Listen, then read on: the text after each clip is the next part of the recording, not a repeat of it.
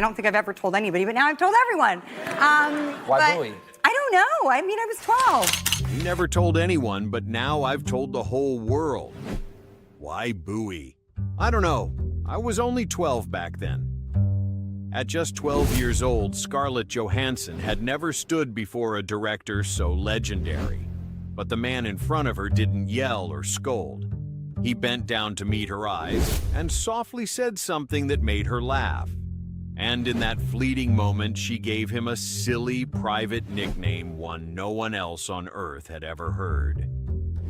27 years later, before millions of television viewers, Scarlett finally revealed that secret one she had kept buried for nearly 3 decades, locked away in a memory that belonged only to the two of them.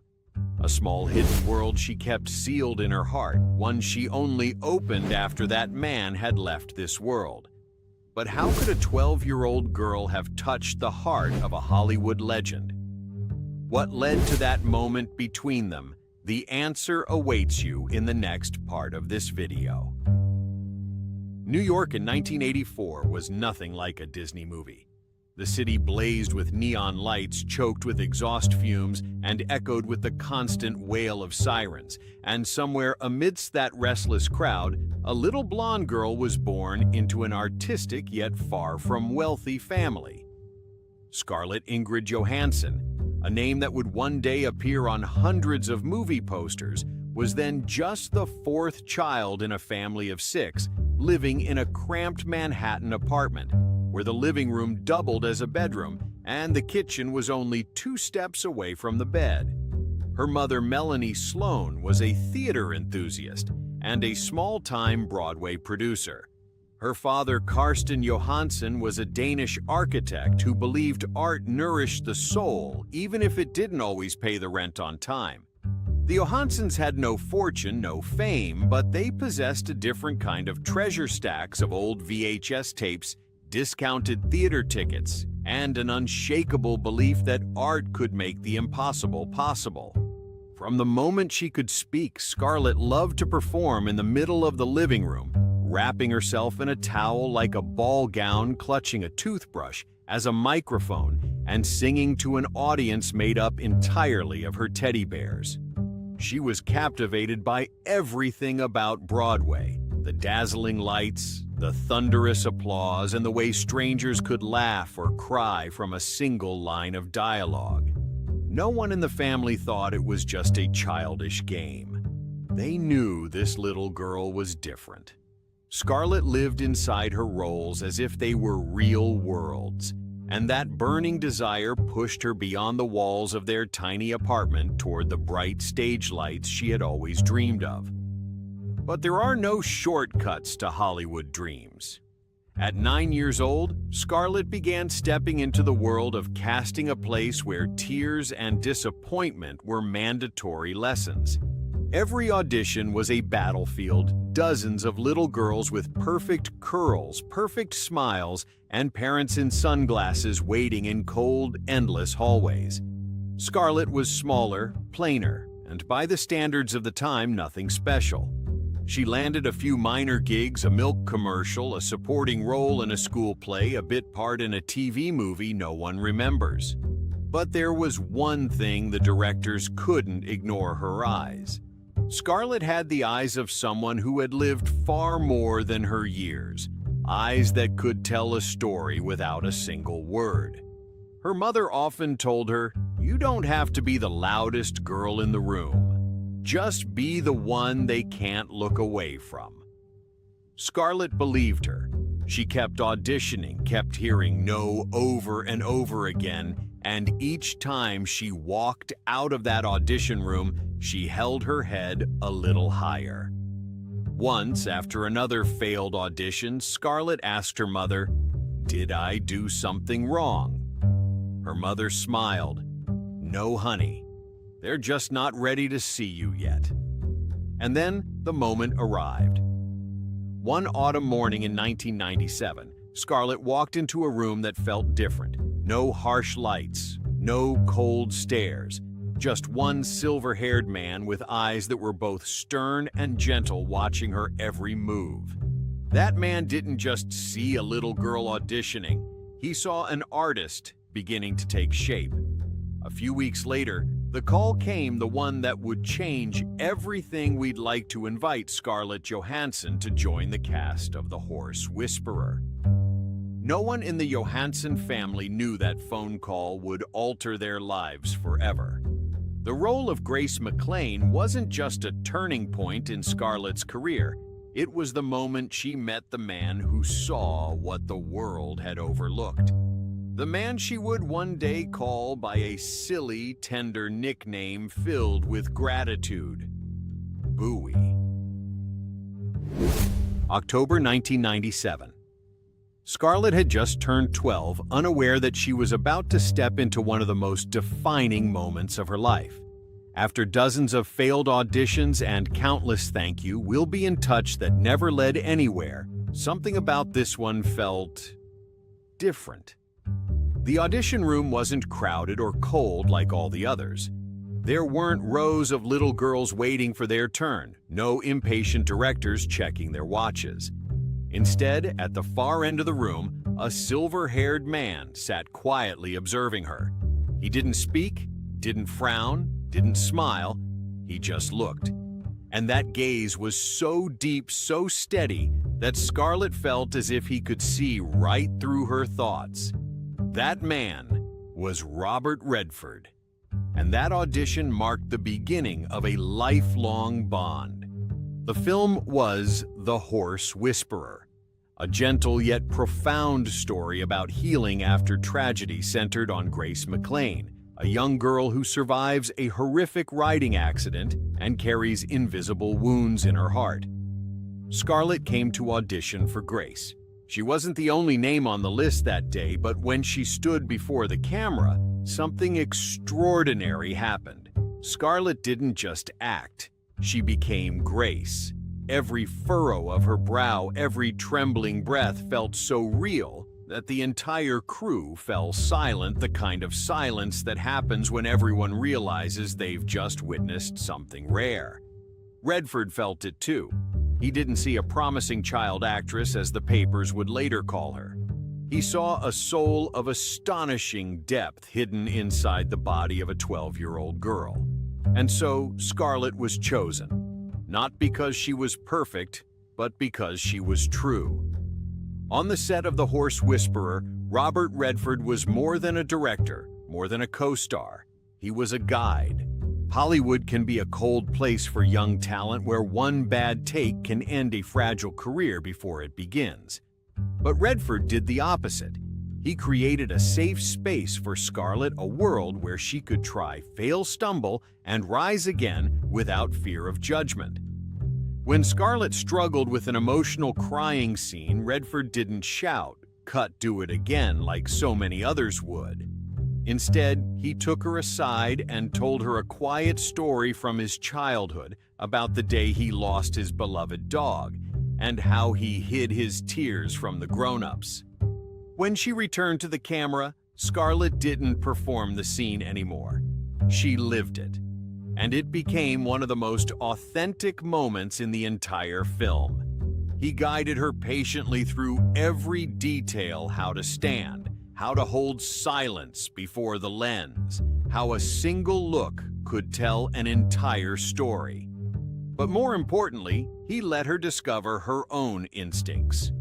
"Don't try to act like an adult," he once told her. "Just be honest with what you feel." In that freedom, Scarlett didn't just complete her first major role, she grew up. Throughout the shoot, Redford became more than a mentor. He became a father figure, someone she could turn to whenever she felt scared or uncertain. Hollywood can be merciless to child actors. Its bright lights can burn young souls. But with Redford, Scarlett felt safe.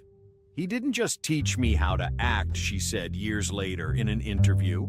"He taught me how to listen, how to trust myself." And it was in that warmth that the nickname Bowie was born.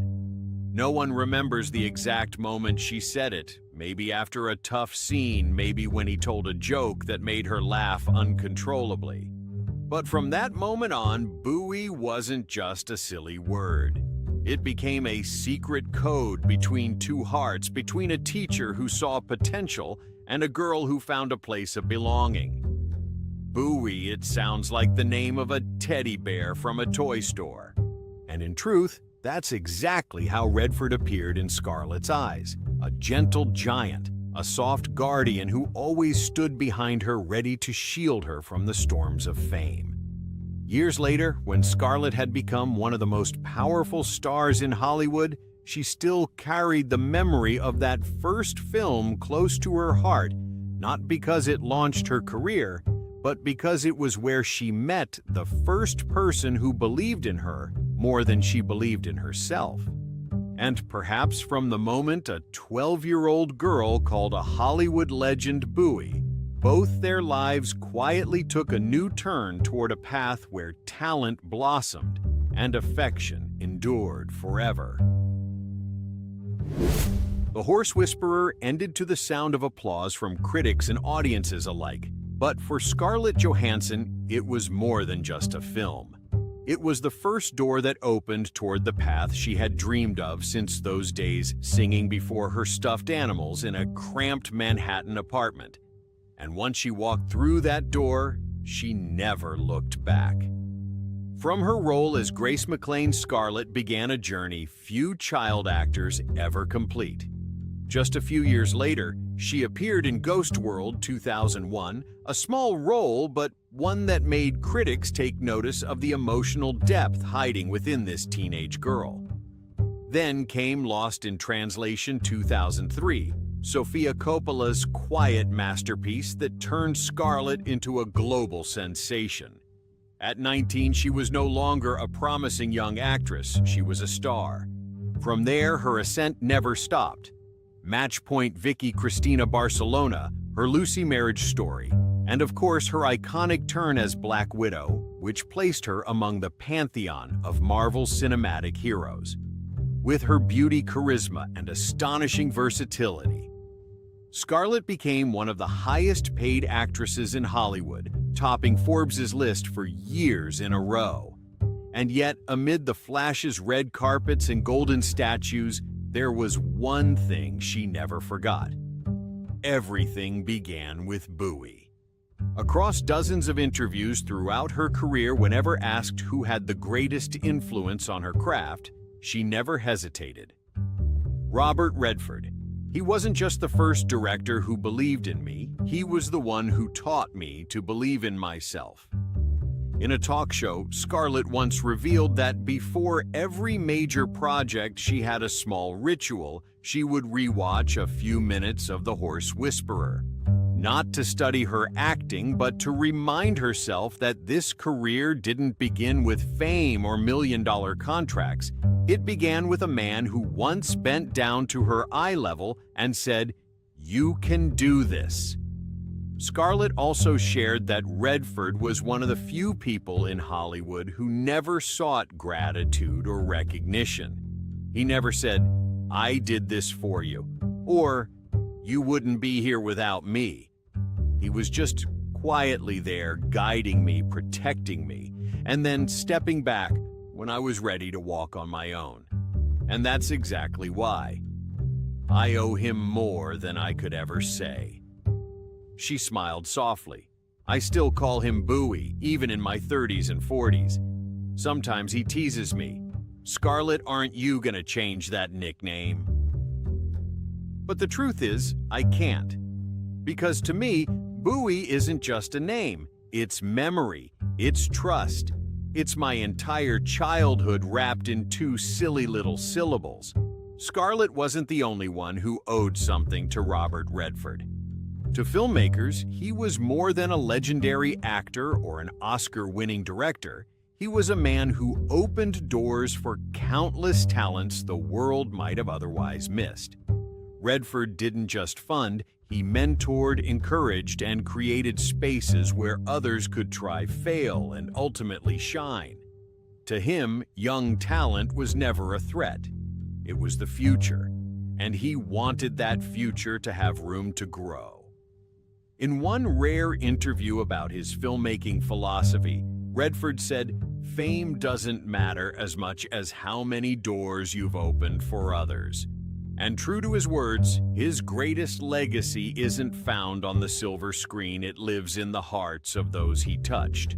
Scarlett Johansson may be the most vivid testament to Robert Redford's legacy, but to understand why he could see the light in a 12-year-old girl the world overlooked, we have to go back in time before he was Bowie, before he was the mentor, the founder of Sundance, the Hollywood legend.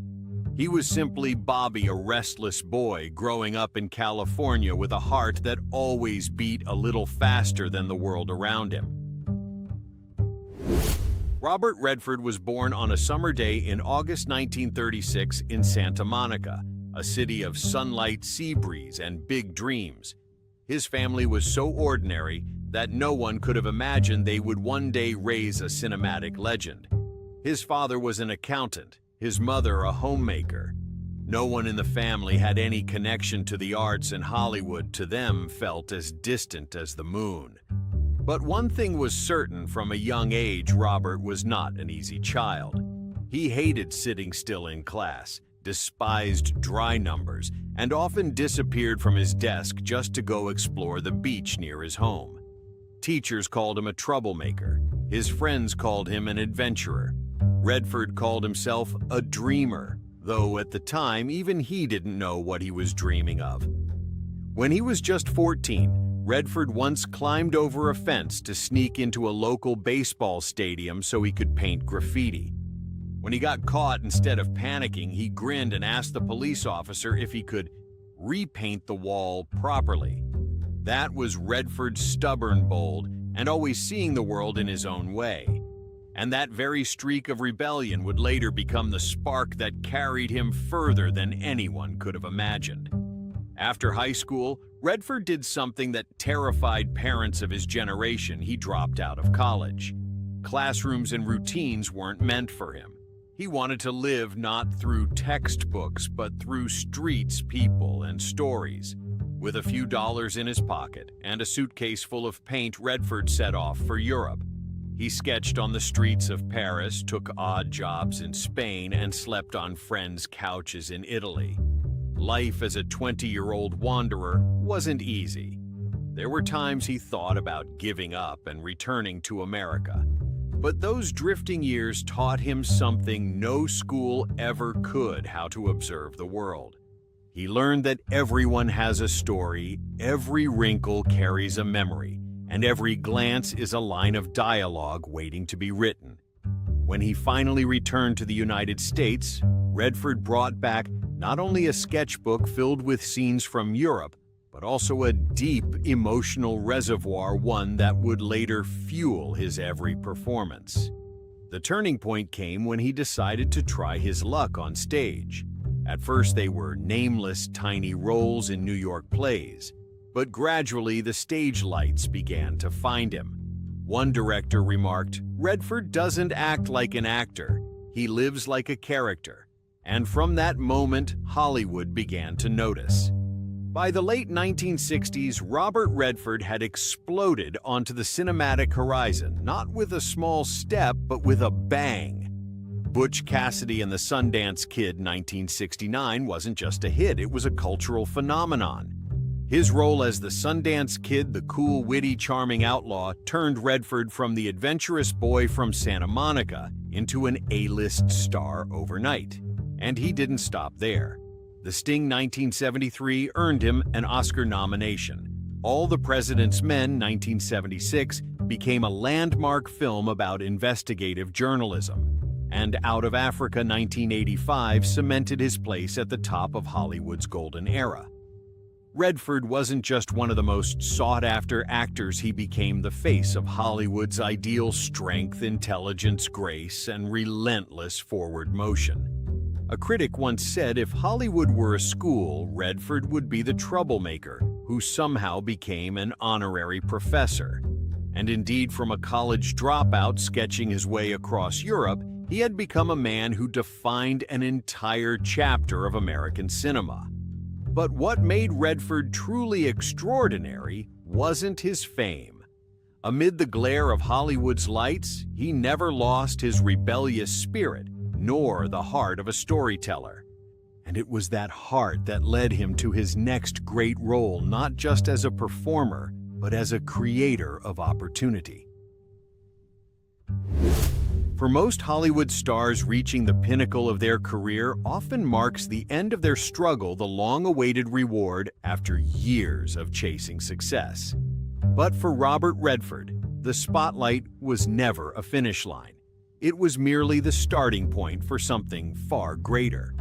While the world admired him as one of the most gifted actors of his generation, Redford began doing what few dared to do. He set out to change the very industry that had made him a legend. By the late 1970s, Hollywood was deep in the era of the blockbuster. The louder, the flashier, the more expensive a film was, the better it performed at the box office. Amid the frenzy, Redford sensed something dangerous. The quiet, personal, artistically driven stories, the kind that spoke to the human spirit, were disappearing from the big screen. Cinema isn't just entertainment, he once said. It's how we hold up a mirror and see ourselves. From that conviction, Redford decided to build something new, a haven for young directors, bold dreamers, and all those the Hollywood system had shut out. And so in 1978, nestled among the snow-capped mountains of Utah, the Sundance Film Festival was born. At first, Sundance was small and unassuming, almost invisible to the industry. But Redford nurtured it like a patient gardener. Year after year, he invited young filmmakers, funded projects no studio would touch, and personally mentored those taking their first steps behind the camera. The result, Sundance became the sanctuary of independent cinema. It was here that Quentin Tarantino premiered Reservoir Dogs, sparking a revolution in art house violence. The Coen brothers unveiled Blood Simple, establishing their darkly ironic signature style. Darren Aronofsky stunned audiences with Pi. Damien Chazelle found his first investors for Whiplash. They all had one thing in common: they started at the door Robert Redford opened. More than a festival, Sundance became a symbol of creative freedom, a place where art didn't bow to profit and ideas weren't strangled by mass appeal. If Hollywood was the vast sky, Sundance was the launchpad that sent new stars soaring into it. Even as he built a foundation for future generations, Redford continued to push his own boundaries. He stepped behind the camera with a confidence and precision that surprised even his admirers. His directorial debut, Ordinary People, 1980, a quiet, emotionally raw portrait of family and grief, was hailed by critics and earned him the Academy Award for Best Director. Many were astonished. Redford already had everything an actor could dream of. Why start over from zero? The answer was simple: he was never satisfied with enough. Redford wanted to tell stories his own way, with honesty, humanity, and depth, and he did it not for trophies, but for the pure love of cinema. Beyond the film set, he took on yet another role, that of a social activist. For decades, Redford has been a leading voice for environmental protection, championing conservation and climate action. He funded projects to preserve the Rocky Mountain ecosystem, partnered with international organizations to protect clean water sources, and used his fame to draw attention to causes governments too often ignored. He also became an outspoken advocate for human rights and freedom of expression.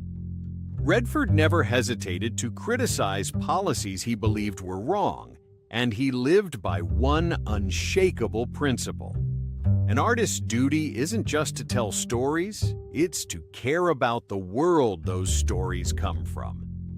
With all this, Robert Redford transcended the title of movie star. He wasn't merely the man in front of the camera, he was the one who built the stage.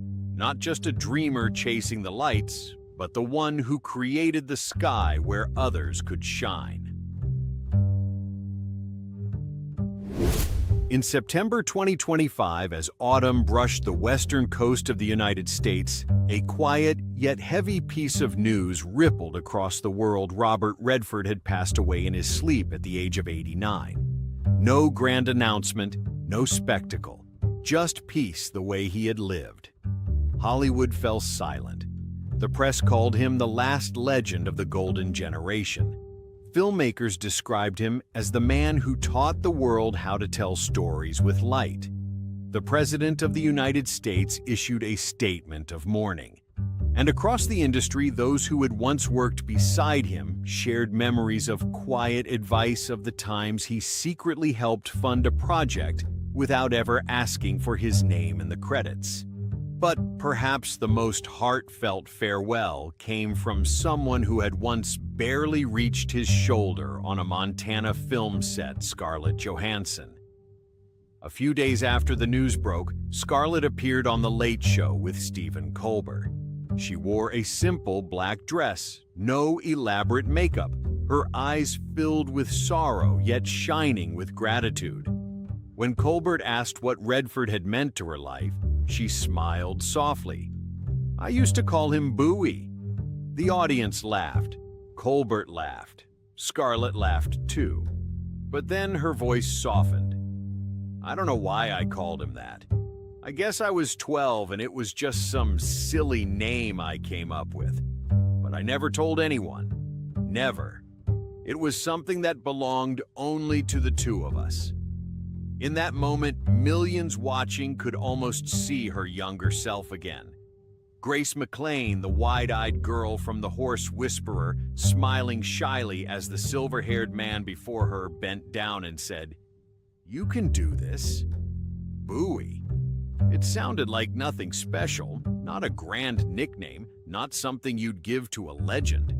But within those two tender syllables lived an entire universe of feeling trust, protection, gratitude, and a quiet kind of love that never needed to be named.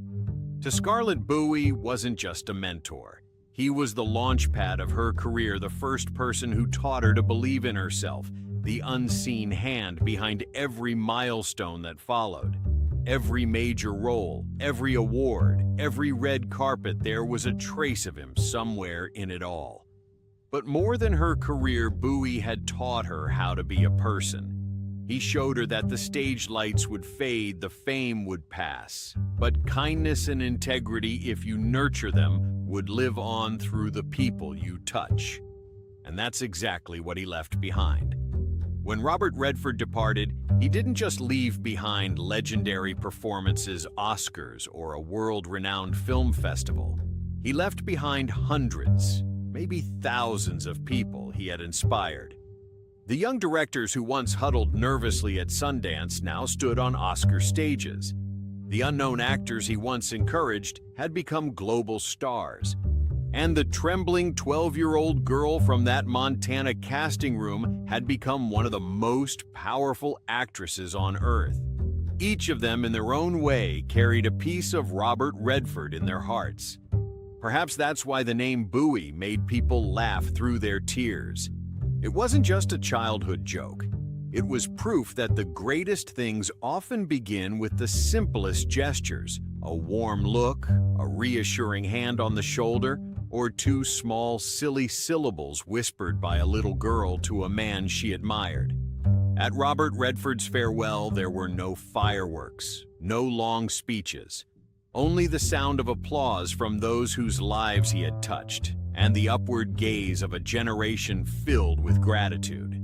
Scarlett was there too. She didn't give a eulogy. She didn't need to. She simply placed a small photograph on his gravestone, the two of them on the set of The Horse Whisperer in 1998, a smiling little girl, and the man bending down to fix her messy hair.